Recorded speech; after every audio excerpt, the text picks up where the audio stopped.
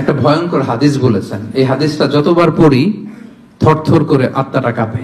কিয়ামতের দিন আল্লাহ তাআলা অনেক শহীদকে বলবেন তুমি জাহান্নামে যাবে। সে বলবে আল্লাহ আমি জাহান্নামে যাব, আমি তো রক্ত দিয়েছি তোমার জন্য, লিইলাই কালিমাতিল্লাহ, আমার দেহের তাজা রক্ত দিয়ে আমি শহীদ হয়েছি, জানাজা ছাড়া আমার দাফন হয়েছে, আমি তো জান্নাতে যাব। আল্লাহ বলবে না, তুমি শহীদ হয়েছ এই কারণে যে লোকজন তোমাকে বীর বলবে, বীর বাহাদুর।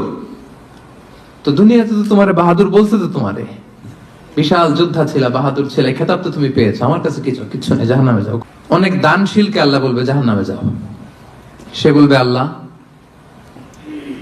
আমি জাহান্নামে যাব, আমি তো মসজিদ, মাদ্রাসা, এতিমখানা, বৃদ্ধাশ্রম এমন কিছু নাই যে বাকি রাখছি, শত শত মসজিদ আমি করেছি, আমি কেন জাহান্নামে যাব?